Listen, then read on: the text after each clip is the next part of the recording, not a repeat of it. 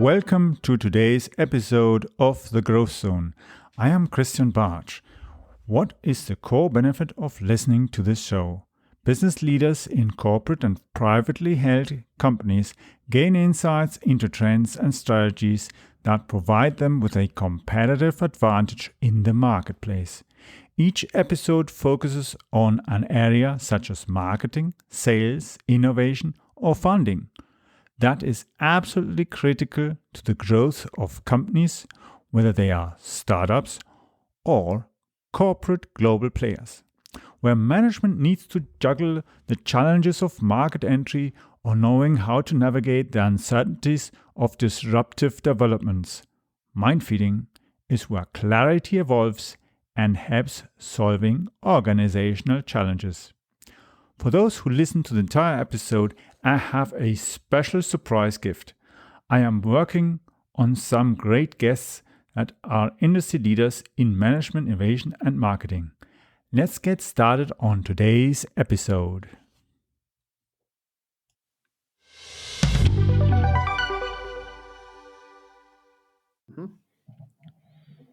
I'm today with Panos Siozon from Cypress, and we are going to be talking today about following topic: how a business can create and launch an online school as an additional source of revenue. But before we get started, Panos, can you please tell us a little bit more about yourself? Hi, Christian, and thanks for having me. I'm Panos Siozon. I'm Greek originally, currently living in Cyprus, warm and sunny place. Everybody should visit. I've launched, along with my two co-founders, we've launched LearnWorlds back in 2014. LearnWorlds is an online business for creating and selling online courses. It's an e-learning platform. In terms of my background, I've studied computer science. I have a PhD in e-learning, and so does my other co-founder. So we've been working in this space, in the e-learning space, for more than 20 years now. Awesome. So you've got great experience in education and as well, of course, as you recently told me, you have as well some big universities as well as clients and that, which is actually quite an interesting thing as schools and universities have to all adapt to the necessity to offer online education. We can't just go into schools, we can't go into university halls and gather in huge numbers. And it doesn't work if you have like 1 week one group, the other week the other group. It's a makeshift solution, but it doesn't really work and doesn't protect us from the risks that we have in the current pandemic. And if you look at the current situation, it's as well actually an opportunity as well for existing businesses to generate an additional revenue. If you have online education or you add it as an extra for your existing products and services, where maybe clients will say, hey, that's an interesting thing to use additionally. And that's why I find the topic really interesting to talk about. And I'm very keen to find out from you, your experience and your ideas, how you're using as well, particular learnworlds.com as a platform for businesses who are wanting to create online education and as well maybe considering to generate revenue from it. What's your current view on these things that are possible? Yeah, thanks, Christian. Great intro. First of all, I would like to point out that the trend towards e-learning and online courses was already very, very big even before COVID. It's e-learning now is an industry. Before COVID, it was projected to grow to more than $325 billion by 2025. It was growing by almost 100% per year, especially our own smaller market where you create and sell online courses. And increasingly, we were seeing education happening outside of traditional educational channels, outside of schools, outside of academia. It's now super easy to just go to a website and get a course on how you can become a web developer, how you can become a designer, how you can become a better photographer, how you can do fitness at your home or deal with a hobby. So that was a shift where people were if you wanted to learn something, you didn't necessarily have to go to a school or to a formal training business, but you could go online and find amazing knowledge that you could use anytime, any place, anywhere, 24/7. So you could control your path of learning and fit it with your busy lives. That's something that was already happening, and in this space we were seeing more and more people trying to create their own online courses and sell them in order to monetize their audience or to monetize their content. So if somebody, you can imagine people who have an existing large audience. It could be authors, podcasters for that matter, YouTubers, bloggers, anybody who has a large following. They were trying to find ways to monetize and get some kind of resources of remuneration for that kind of through that audience. And creating an online course is one of the best ways to do that. Other people have great content. It could be trainers, it could be teachers, people who produce lots of videos or even text. And again, we're trying to find a way to monetize their audience. And the great thing here is that education is the best form of marketing for a business. You can promote yourself, you can promote your product, you can promote your service, you can get money in return.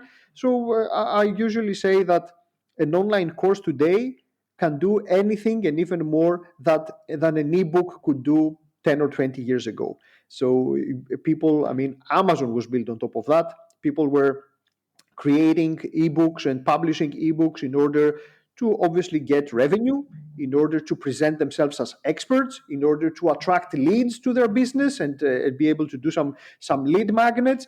Now a business can do that much more effectively through the means of online courses. So the trends towards e-learning were very much growing even before COVID. People were trying to work from home, escape 9 to 5, create a business that wouldn't necessarily require you to be in a big city, commuting every day and working in an office for 8 or 10 hours, trying to get some kind of passive income. So the trends in terms of how we work were already there. And also the trends in how we learn were already there. I mean, we go to university, that's the ideal path, let's say, finish school, go to university, get some solid skills and theoretical background, and then learn the actual skills that you would need. However, business is changing so fast and the economy is changing so fast. Everybody needs to be trained and retrained constantly. Right now, we just got out of even the US and then later the EU. We got out of financial crisis, and people had to create their own jobs if they couldn't find jobs. So there is a constant need for being trained and retrained. All these things were already happening to a certain extent, and then obviously COVID happened, which acted as a catalyst. So at that point, we realized under extremely unnatural conditions that it's no longer possible to go to school and do the simple things that we could do. It's not possible to attend a class.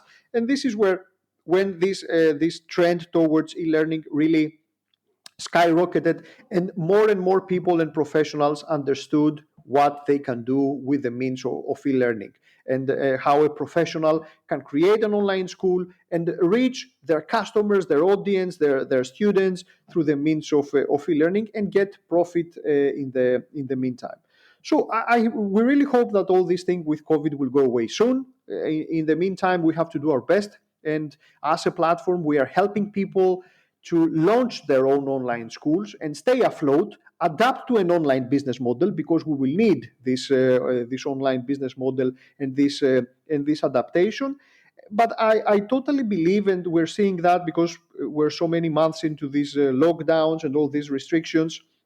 And for me, it's apparent that lots of people have been educated about using online courses and how easy it is to consume them, or how even easy it is to create one and start selling. So I don't believe that even after COVID goes away, that it will return totally 100% to the old way of doing business or doing training.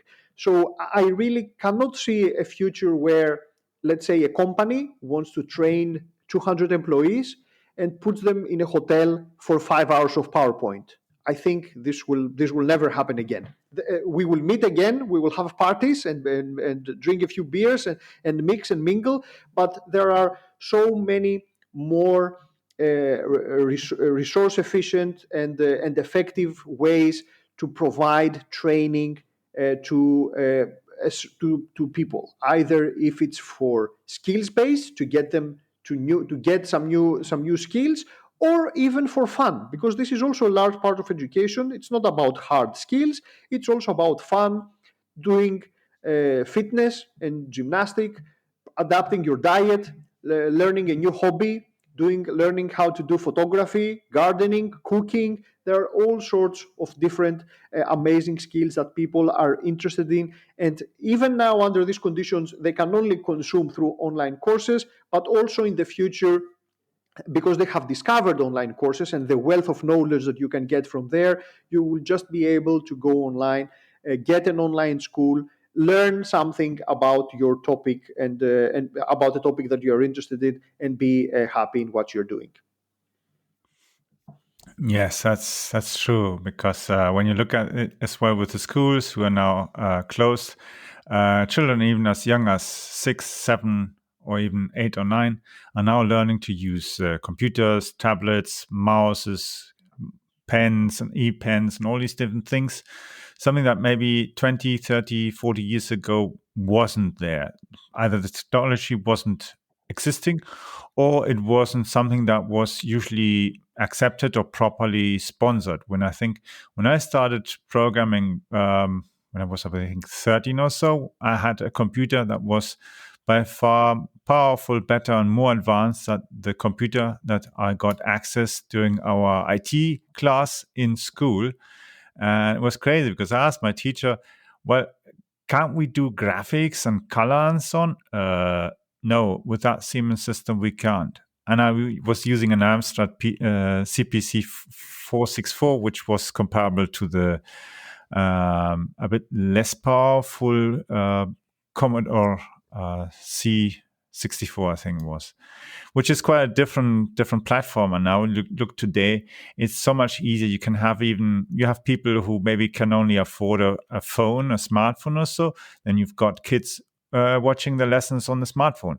It's something that maybe is not exactly very good for the kids' eyes when you think of it at the small screen and trying to read something and so on. But it's at least a solution. At least kids can get some education by whatever means possible.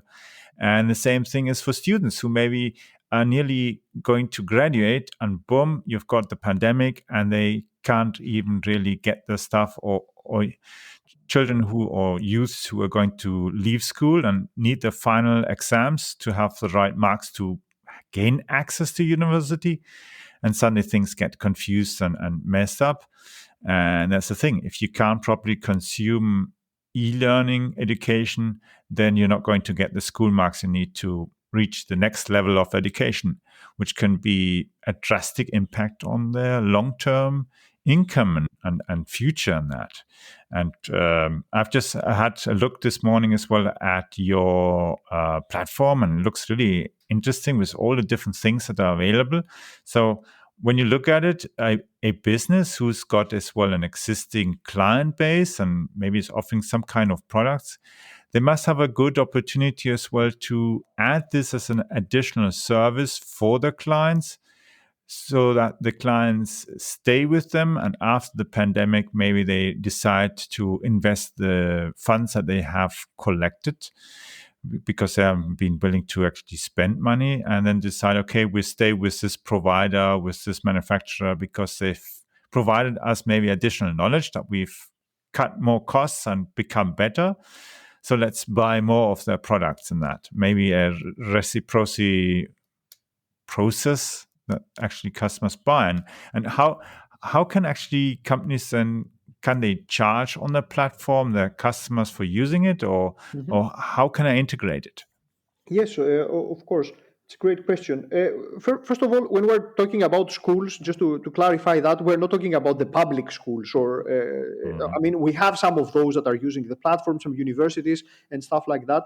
But the platform that we have is already e-commerce enabled out of the box, which means that anyone who can just launch a school right away, upload their videos, their online content. It can be ebooks, videos, assessments. It can even give a certificate to those that successfully complete the course automatically. All these things happen automatically, and then the system is e-commerce enabled out of the box. So you just plug in your payment gateway, which can be PayPal, or it can be Stripe, or any other number of payment gateways, and then you can just start charging for your online courses. And there are so many different business models here.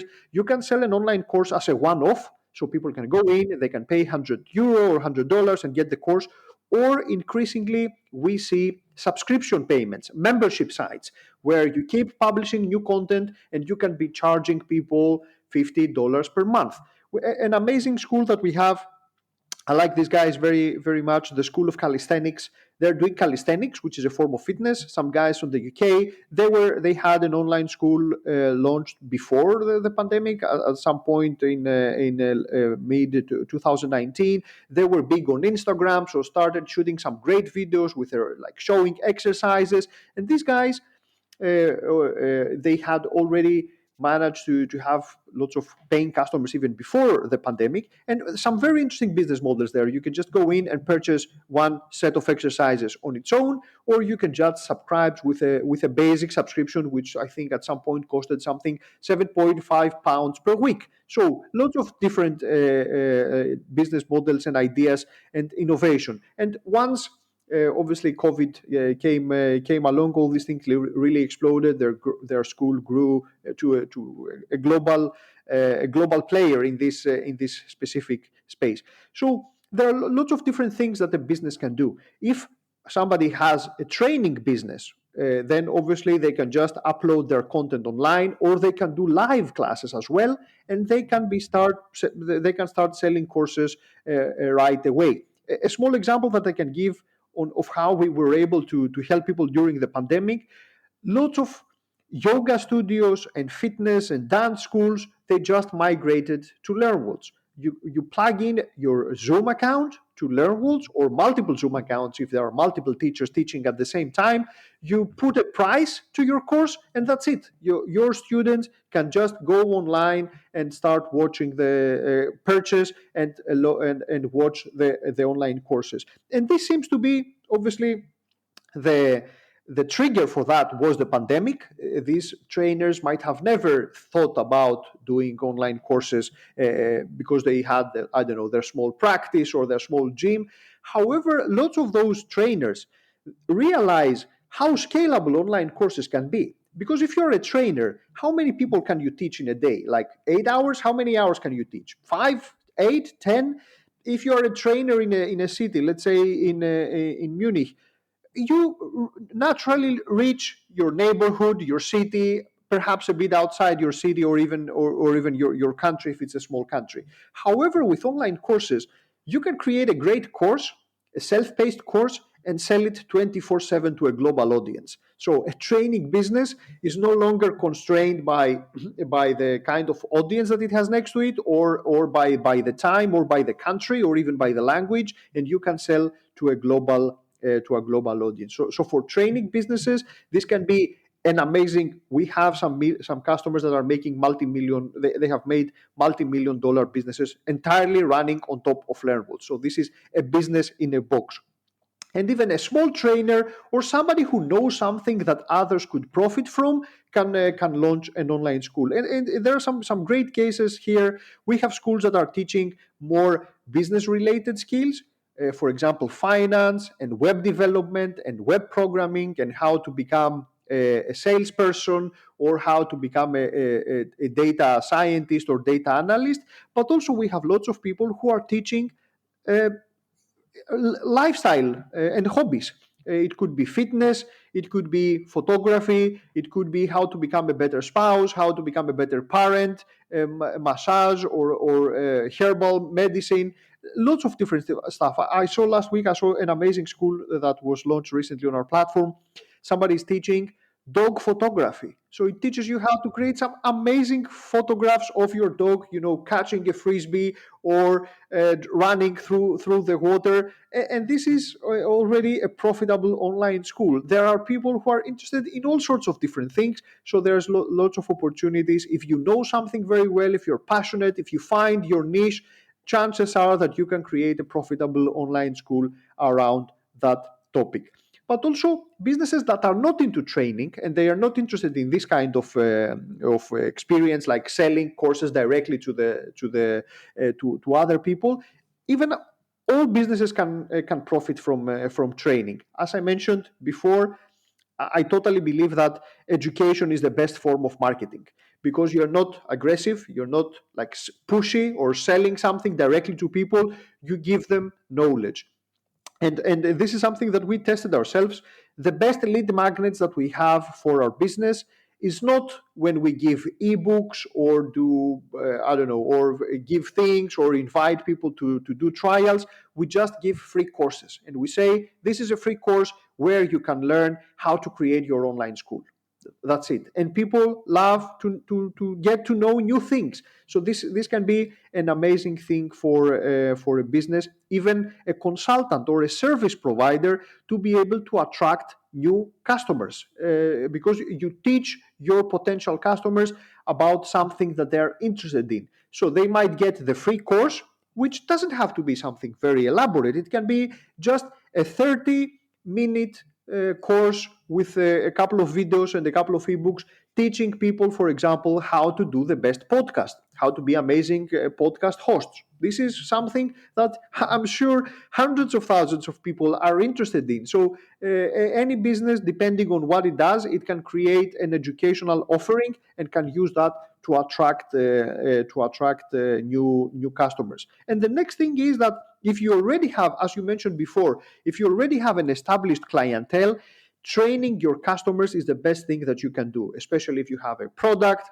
or a complex product or a service. Manuals don't work anymore. And all the brands, what they're trying to do is to keep their audience and their customers as close as possible to what you offer. So some of our best customers, they're not selling courses to the general public. What they're doing is they're educating their customers how to become an expert in this particular equipment, or how to use our software to do more stuff, like a software education academy. If you are a software business and you are trying to solve your problems with support and users don't knowing how to use your software, the best thing that we are using, and we see the results of that, is we have an amazing academy where we, with amazing free courses, academy.learnworlds.com, where people can learn how to use our platform. So this is educating proactively. You give them the knowledge instead of trying to give them manuals later, or try to help them to do to solve a problem that they may have found. And this is a trend that already the big brands are trying to do. Not just a small company can profit from that, but even big companies like, I don't know, Mercedes and BMW, they're trying to get their audience, their customers, close to the brand as much as possible. And we see that happening everywhere. It could be, let's say, a company that makes pasta, and what they do is they produce some great videos, not selling the pasta, but teaching you how to cook a great pasta plate. So all these little things can be used in a very creative way. Education, best form of marketing, very subtle. People are interested into learning something new. You don't have to be an expert. You don't have to be a trainer. You don't have to be a professor. There is lots of content that can be produced. And you mentioned also something very important before. Technology has progressed so much. It's now super easy to create a video. A few years ago, when we were starting our own journey on e-learning, let's say 10, 20 years ago, it was still 20 years ago, it was almost impossible to create a video and be able to stream it at a good speed for people to watch. It was the internet simply didn't have these speeds, and computers weren't as powerful. While now we see people that are able to record online courses simply with their mobile phones without even having a computer. They just go in, record a few short videos, like 5-minute videos or 10 minutes videos. They do minor editing, they upload them, and they have a course ready to sell. So now technology is much more accessible. People are much more accustomed to using video and using all these great tools. And also, as you mentioned again before, users have now become accustomed to online courses. Our kids do it from 5 years old to our parents and our grandparents. They're using Skype, and they're using Zoom, and they're using Viber and all those different tools. So we've learned the hard way in this last year how to use all these tools. And for me, it's impressive, the transformation that we saw in the industry. While a couple of years ago, you had to be a bit more tech savvy, you had to be like an early adopter, you know about online courses, you are the creator kind, you have to have like a camera and stuff like that. But now we see everyday people. This is also one of our major goals, to have the platform as user friendly as possible, so that really, literally, anybody will be able to create an online course. So, and now we see people who just go, take their mobile phone, they record their videos. In some cases they can just use their laptop camera, or they can do a screencast and record something that they're showing on their laptop, like a presentation, and then record that with a microphone. Every laptop now has these kinds of capabilities. And another thing, that it's a kind of a paradox here, that um, COVID cured us from our perfectionism. I was saying that lots of aspiring course creators, lots of the times, they were being blocked by how perfect they wanted their course to be. So they were imagining, great angles, Hollywood style production, having the best possible video and showing it out there. Now everybody is much more relaxed to say, okay, this is good enough, I will show that to our users. I guess this happens also with how we work. We are in our living rooms, cats and kids and dogs pass, and we're doing a professional Zoom because everybody's working from home. So we are much less perfectionist, and that's a great thing to do, because you are testing things. No course will be ever perfect.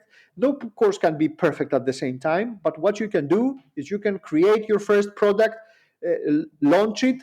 In fact, we're just doing one of these trainings, a boot camp with our own customers. We call it the Just Launch It boot camp, where we step by step we guide our users how to package their content, how to set it up in their schools, and launch their first version. The first version might not be fantastic, but you will show it, you will get some feedback, you will improve it, and then as you improve, you will be able to have a better product that will bring you some sales, or educate your users, your customers, your associates, achieve the results that you need. Absolutely. And when I think of it, I think when I did in 2001, I did my first Microsoft training and certification for Microsoft trainer. And later on did a lot of courses at a time when we didn't have that kind of technology. And in the last few years, I've had a platform that we had to partly program ourselves and combine as well with tools like Infusionsoft and Memberium plus this and so on, which create a lot of costs every month. And it was as well quite some time consuming for us to find out how it all works, to get it all working properly and so on. Besides, of course, producing content that needed professional camera equipment and blue screen and a green screen and all other kind of stuff. And so we've got, of course, all this kind of different content. And eventually we decided, okay, the world is changing, so what we've been using till now isn't any more appropriate to what fits. So we stopped using these systems. And when I look at your platform, it shows that not only it is possible to set up a system with less work, but as well being able to have as well additional leads. Because when I look at your platform, you have obviously like a directory or library where I can as well publish my own content. And if somebody is looking through all the different publishers' content and they see, okay, oh, I like this that Christian has done, or this that Sue has done, and so on, then they might decide, okay, I'll have a look, maybe have a preview, and then eventually decide to buy the course, which is a good thing, actually, because they have a huge opportunity to choose, and it's an additional source of potential leads.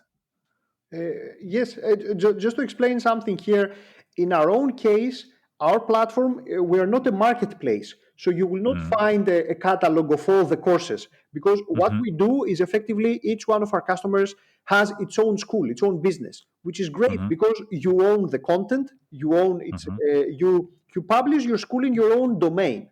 So if you already have a domain name, like www.mywebsite.com, then you can publish it as academy.mywebsite.com. Or if you don't have one, then our platform can become your website, because it also includes a full website builder, which means that you don't need any other tool. You don't need, I don't know, WordPress or Squarespace or Wix or anything else. You can just build an entire e-learning website on top of LearnWorlds with the same tool and the same subscription. And this is much more valuable for the instructors because they get their own business in a box. You own the domain, you own the data, you own all the revenue that comes through your online school. So it's this is what our customers prefer. So let's say if there are two different business models, the marketplace as Amazon, or the individual, let's say, e-commerce site like Shopify, then what we do is like Shopify. So we are the Shopify for online courses. You can just come to our website, start a free trial, you get your own URL and you can put your own domain there. You upload your content and then you share to your own audience. So it's this way. You have control over who sees your courses. You have to attract your own customers. So we cannot bring you customers. That's something that we cannot do because we do not know all the different niches and all the different markets. But we give you the marketing tools and the training so that you can attract, capture, and convert, sell to your students or share your courses. Mm-hmm. Yeah, that's good. That's really very nice. So it was great having you here on the show, Panos, and getting all these interesting insights and seeing what's all possible in the e-learning world. If people want to get in contact with you or want to find out more about your platform, how can they reach you or find it? You can just visit our website at www.learnworlds.com. We are doing daily webinars, so any questions you might have there, my team will be super happy to get you through the training and help you discuss your solution. And you can always send us an email at hello@learnworlds.com. I'm also CC'd in the email, so I'll probably see it right away. So we'll reach out and try to help anybody. We know that 2020 has been a terrible year for lots of us. We hope that all this will go away soon. In the meantime, we have to do what is best for our families and our businesses and our communities. Try to stay afloat. The future of learning is online, and we're trying to be the best provider to help anybody to start leveraging learning to grow their business. That's great. Thank you for being here on the show. Thanks for having me, Christian. Have a nice day.